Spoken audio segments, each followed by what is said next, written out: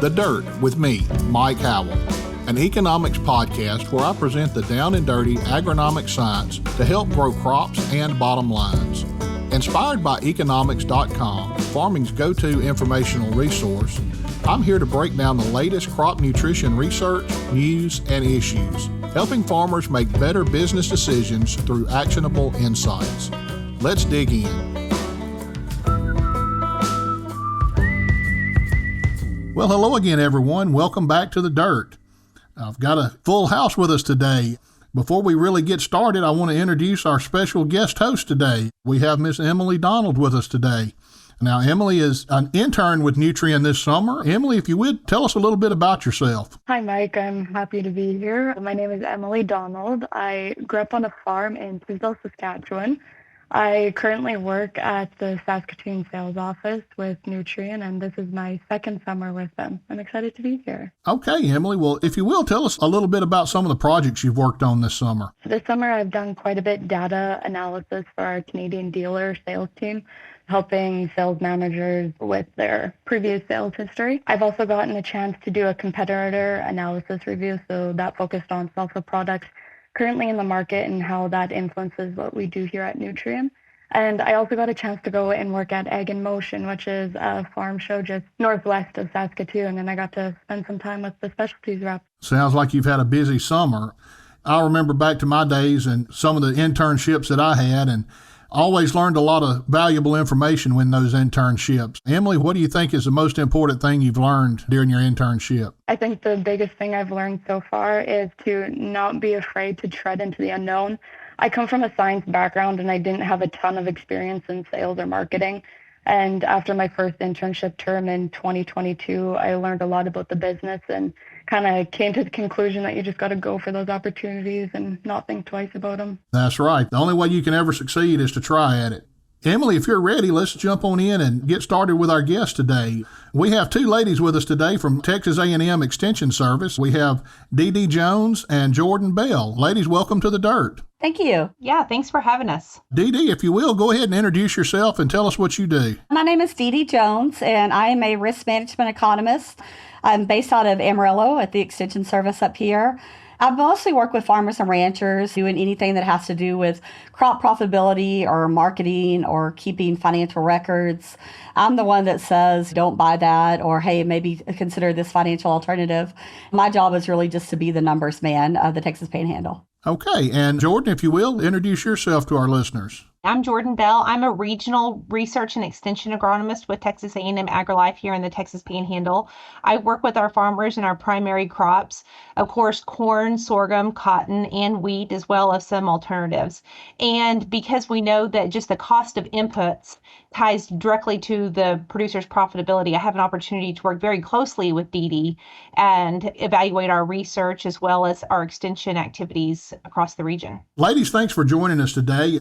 I was doing some research on the internet a few weeks ago, and I ran across a paper that you've recently published entitled Deep Soil Testing Offers the Potential to Reduce Fertilizer Cost, and wanted to get you on the program and talk about that.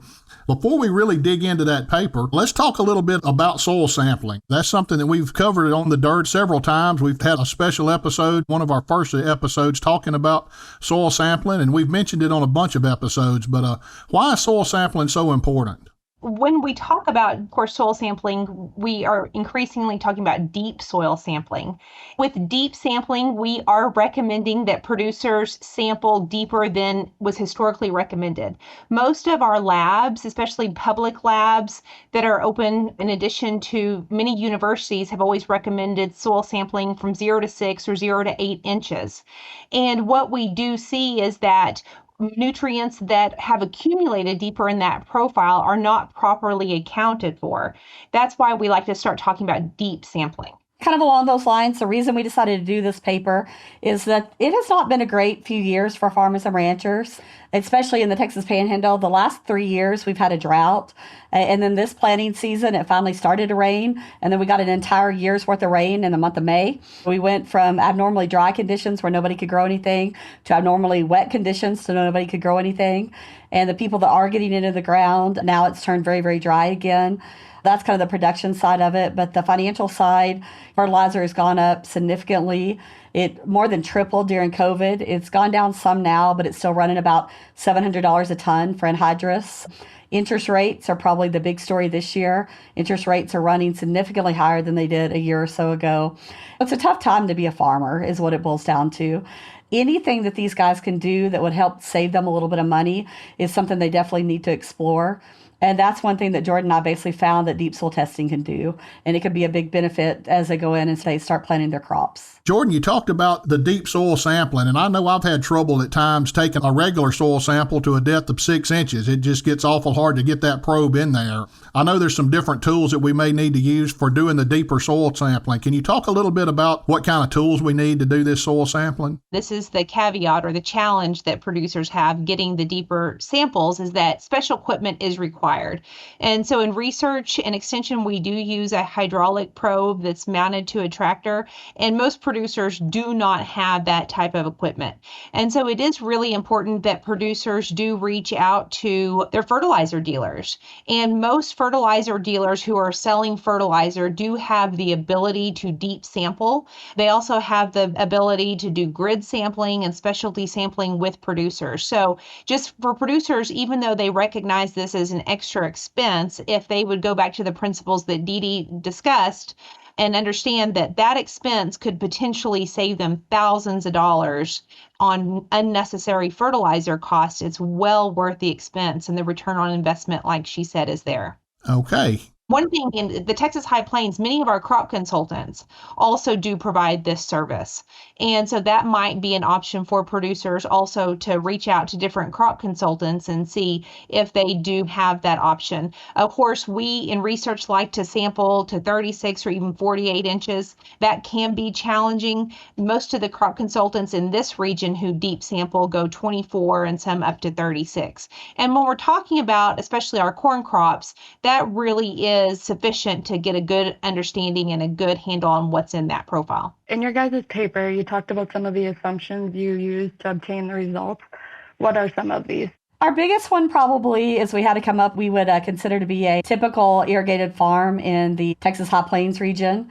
Talking with Jourdan and visiting with some other farmers in the area, we decided maybe 1,000-acre irrigated farm would be a reasonable number. And then we had to talk about the cropping mix. We have guys that grow all year long. A lot of times they'll have a little bit of winter wheat, and then they'll have a larger number of summer acres. We decided to make the crop mix being that 1,000-acre irrigated farm, 400 acres of irrigated cotton, 400 acres of irrigated corn, and then 200 acres of winter wheat. That was really the first assumption we had to go to. And then the second one, we had to deal with what is the normal amount of fertilizer that you could apply. Because before we could assume that deep soil testing would help save you some of that fertilizer application, we had to figure out what is typical. I worked with Jourdan on that pretty closely, and we really came up with what we consider to be normal applications rates for corn and cotton and wheat in this area. And we made that kind of our basics. We also developed some crop budgets for the area, and we incorporated those crop budgets as well as those fertilizer rates in order to build that model farm or that representative farm that we could run these different scenarios with. Okay, so you got all your assumptions together and got your model farm set up. What kind of results did you find when you ran these analyses? The results were very interesting to both of us just because it doesn't take much at all residual in the soil to make a pretty significant economic impact. We looked at several different levels. We looked at assuming that the farm had no residual and they had to pay all their fertilizer costs up front. And we just looked at nitrogen, and we didn't really look at any other fertilizer or chemical. Even at 25% residual, which means they saved just a little bit over what they did the year before, they saved over $30,000 on that 1,000-acre farm. And so that's a pretty big number when you think about just, it could be the difference between getting your operating note renewed, and it could be the difference in having a profitable crop and a profitable farm versus struggling. Definitely. What are some of the factors that would increase nitrogen deeper in the soil profile? we always focus on water and water availability. And that is why the model farm, being an irrigated farm, was used. Most of our dry land producers, because of their lower yield potential, do not apply those higher nitrogen rates.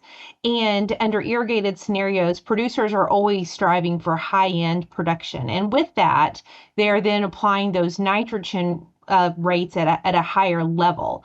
And even though we have seen farmers become better managers of nitrogen fertilizer, we still see that there's a lot of nitrogen that gets pushed down in the profile because it is very mobile. In addition to the irrigation, also in years like this year where we have a very wet period or rainy period, we see those nutrients move down deeper in the profile. So like DeDe said, a very small investment in soil sampling can save a producer thousands of dollars in input costs. And that is one thing I want to point out is that it really varies depending on what kind of testing they do, but we assumed about $1 an acre is all it costs to soil test. So $1,000, and even at the lowest level of residual, which we put in at about 25%, that saved on $30,000. That's a return on investment of over 3,000%.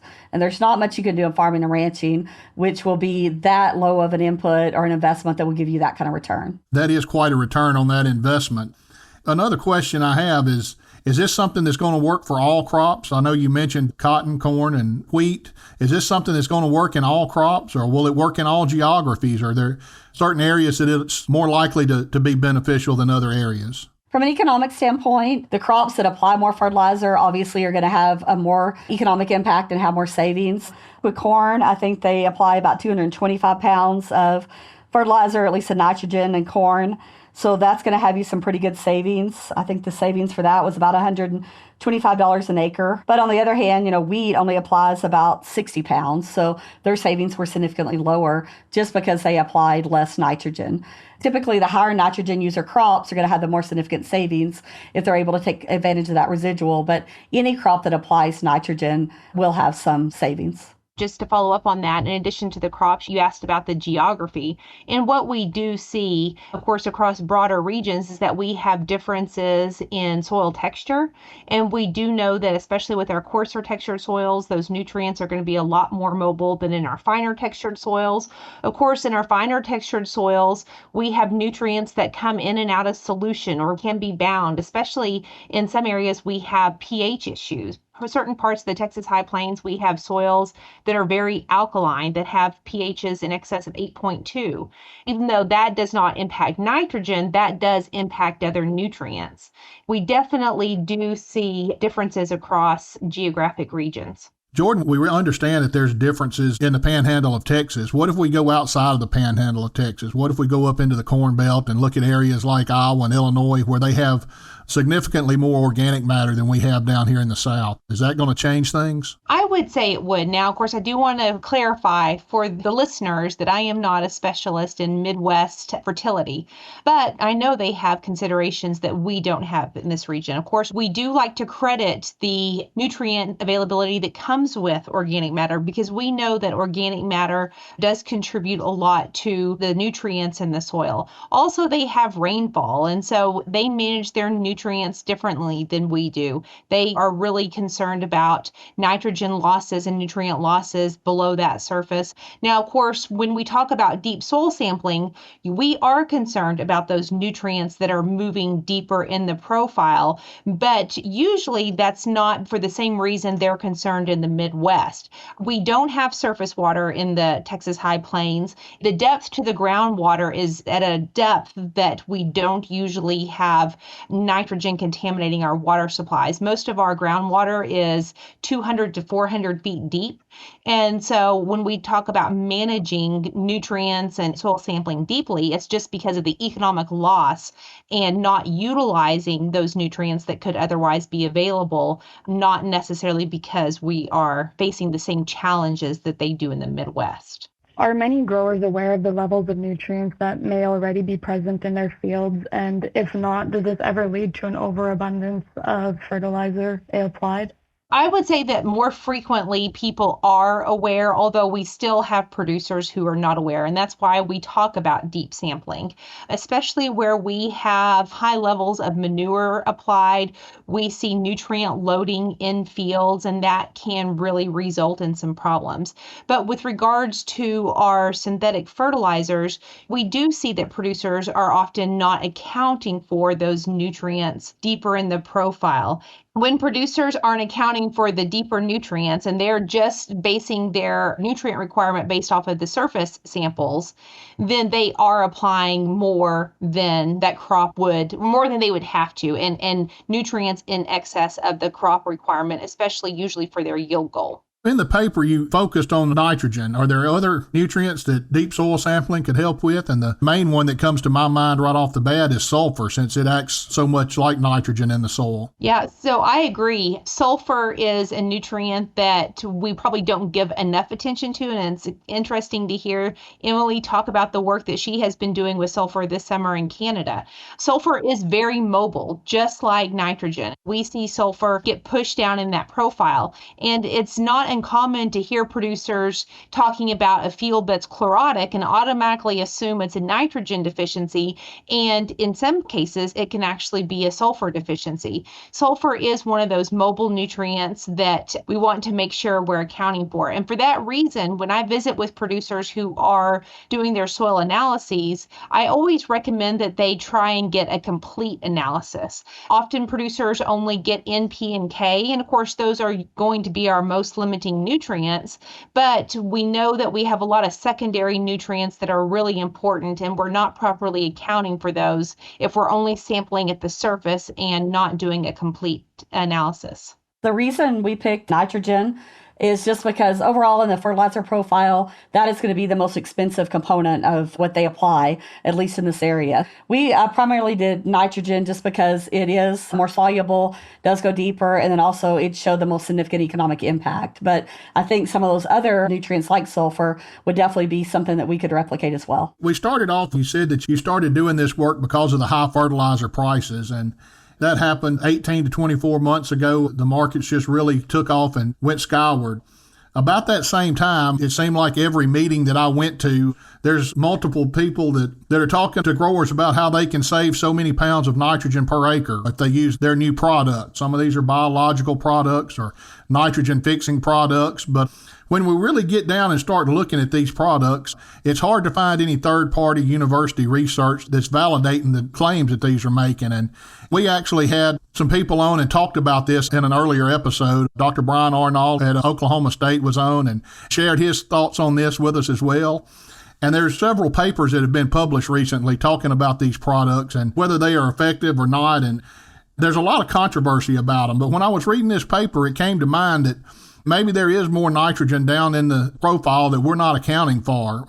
Do you think this is something that we may need to be looking at when we're looking at the research on some of these biological products? Do you think that they're actually pulling nitrogen from deeper in the soil profile that we're not even measuring and don't know that's there? We know that the plants are, in order to achieve the yields that are being reported, those plants are getting nutrients from somewhere. And it's not to say that theoretically that soil fixing bacteria or microorganisms don't have the ability to fix some nitrogen and make it plant available. But the probability in most of our agricultural systems of those microorganisms fixing enough nitrogen to meet the yield potential of these crops is pretty slim. So more than likely they are utilizing those deeper nutrients. There is some really good information also from the University of Nebraska where they have done some on-farm testing and validation of some of these products. And I think that they are seeing that based on what they reported, there's not a lot of consistency. And one of the challenges that we do see with many of the microbial products is that in initial greenhouse testing and on a small scale, sometimes they do work. And in theory, they are going to behave in that manner. But once we put them in a production scenario and under the extremes under which farmers operate, really wet environments, really dry environments, we just don't see a lot of these specialty microorganism products behaving as marketed. Okay, well, ladies, we really appreciate you taking the time to share your insights with us and introduce us to the concept of deep soil sampling. I know our listeners are going to get a lot of benefit out of this, and I encourage everybody to dig into this a little deeper and see if it's something that's going to work on your farm. Now, listeners, as you know, it's now time that we're going to move into our second segment of the day where we talk about a famous person in agriculture. Today, we're going to let Emily cover our famous person in agriculture. Emily, we're talking to these ladies from the high plains of Texas. They have a lot of center pivot irrigation up there in that part of the world, and I thought it would be appropriate if we focused in on center pivot irrigation a little bit today. Yeah, Mike. So today we are talking about Frank Zybach, who was born in 1894 in Oregon. He developed a love for metalworking and learned blacksmithing from his father. At an early age, Frank began developing several inventions to help lessen the manual labor required of farm workers. Mr. Zybach was the inventor of the center pivot irrigation system, and this work transformed agricultural production worldwide. His machine provided farmers of semi-arid regions a way to irrigate acres at a time, improving yields and overall crop growth. By 2013, nearly 28 million acres across 57,000 U.S. farms were utilizing center pivot irrigation systems. Zybach and a business partner sold the exclusive manufacturing rights to the center pivot irrigation system in 1954 to Valley Manufacturing, which is now known as Valmont Industries. Frank Zybach passed away in 1980 in Columbus, Nebraska, and in his 86 years of life, Frank had 10 U.S. patents. I think it's really interesting learning about someone who created these types of systems, as this isn't something that we see a lot in Northeast Saskatchewan. If we want to kind of get any glimpse of an irrigation system, it's usually Southern Alberta. We might have some around Central Saskatchewan, but we don't got a lot going on. Okay, well, ladies, we sure appreciate you taking the time to join us today. Listeners, I hope you've gotten something out of this. And for more information on this or any other topic, you can visit our website. That's nutrient-economics.com. And we will be posting the paper that we've been referencing today. We'll have a link to that paper on our website. So go check it out and find out more about deep soil sampling. Until next time, this has been Mike Howell with The Dirt.